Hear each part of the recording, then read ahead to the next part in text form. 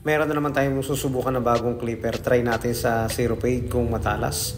Ang dami talaga ngayon mga hair clipper na mga lumalabas tulad nitong ating ginagamit. Binaba natin yung adjuster niyan. Naka-open siya. Tapos yung paghagod natin is konting C-motion lang.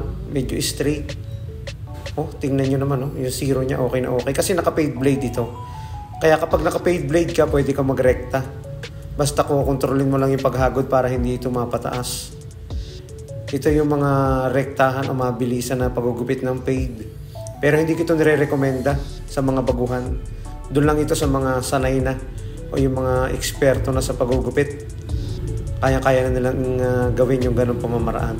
Pero ako, ginagamitan ko pa rin ng Clipper Guardian tulad nito. Ginamitan ko siya ng 0.5 para yung biglang pag dark spot ay mabalanse natin. Hindi siya biglang itim.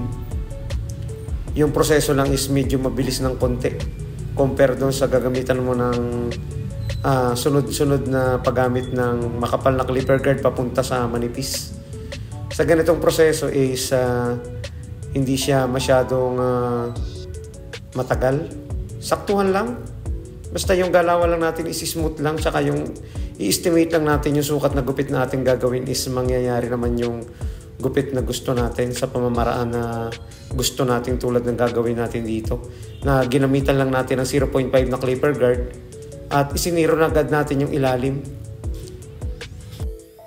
Sa mga client, okay na okay yung mga ganitong klase ng gupit. Lalo na ngayong summer, presko yung mga ganitong gupit. Kaya bumabalik na naman yung mga fade haircut. Kasi siyempre mainit sa may puno ng tenga. Gusto nila manipis para iwas pawisan. Kung ano yung ginawa natin dito sa kalimang bahagi, ganun din yung gagawin natin dito sa may likod ng kanyang tenga at dito sa may likod mismo. Same procedure.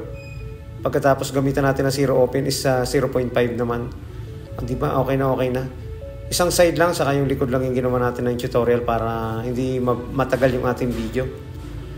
Ayusin lang natin yung mga nakikita nating biglang dark spot. Pwede tayong gumamit ng clipper, pwede na tayong gumamit ng tining scissor or gunting sa pagtanggal ng mga dark spot. Okay na okay din, no? Ganyan lang yung pamamaraan na ginawa natin.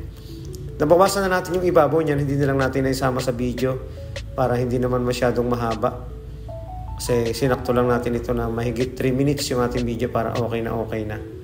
Maraming salamat sa ating mga followers, sa mga nagko-comment, sa mga nagla-likes, sa mga nagsishare ng ating video. Thank you so much. Malapit na tayo mag 1M kaya suportahan nyo ang aking mga inia-upload tulad nito. Maraming salamat mga kabarberos.